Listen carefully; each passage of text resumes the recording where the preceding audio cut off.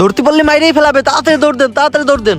ভাই সরকার পতনের আন্দোলনে গেছিলাম, আমার নামে তো মামলা হয়ে গেছে। তুই আছিস তোর একটা মামলা নিয়ে, আমার নামে যে কতগুলো মামলা, আমি তো বাড়িই থাকতে পারি না। সব কটার দেখে নেবো, ধরতে পারলে মাইরেই ফেলাবো। বুঝতে দেখেন। এই চুপ কর, চুপ। সরকার পতন চাই তাই না, প্রত্যেকটা মোড় দখল করে রাখবো আমরা, তারপরে দেখবেন ওরা কি করে।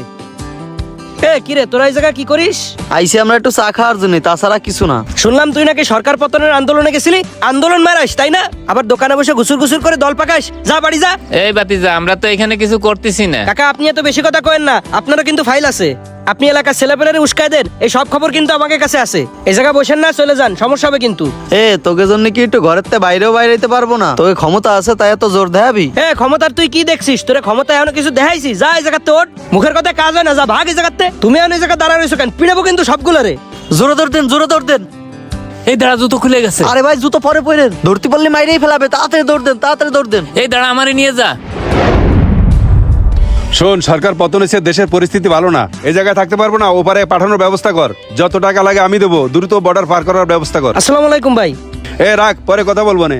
দেশের পরিস্থিতি ভালো না, তুই কেন বাইরে হয়েছিস? এখন তোরা এলাকায় থাকিস না, যেভাবে হোক গা ডাকা দে। আচ্ছা ঠিক আছে ভাই, কোনো জায়গায় যায় যে পলাবো, গা ডাকা দেবো? হাতে তো টাকা পয়সাও নেই, কিছু টাকা পয়সা দেন।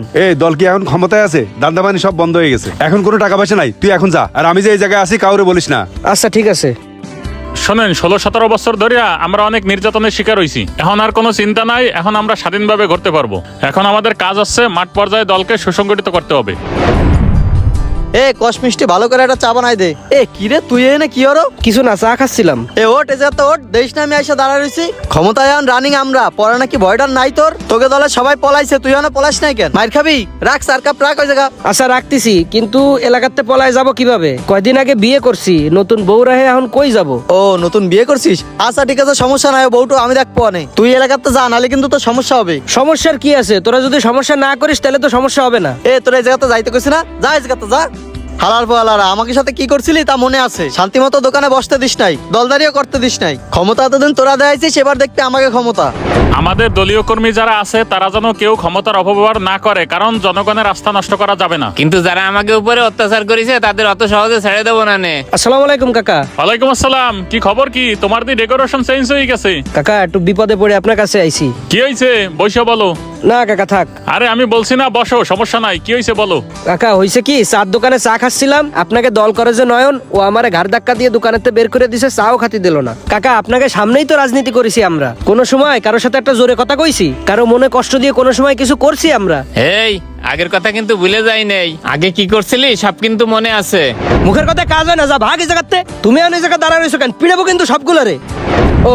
যাই হোক কাকা, যাওয়ার তাতে হয়ে গেছে। ছোট মানুষ, না বুঝে ভুল করে ফেলাইছি। এখন আপনারা মুরব্বী মানুষ, আমাদেরকে ভুল ত্রুটি শুধরায় দেবেন আপনারা।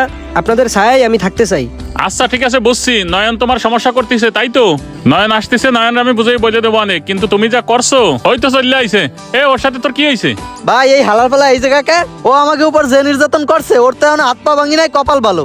শোন, ও যা করছে, এখন তুই যদি তাই করিস তাহলে ওর বেতার আর তোর বেতার পার্থক্য থাকলো কি? শোন, মানুষের নির্যাতন করে মানুষের অভিশাপ নেওয়া যাবে না। ওগো দল এখন ক্ষমতায় নাই, আর ও ভুল করছে, এখন ওর সমস্যা হচ্ছে।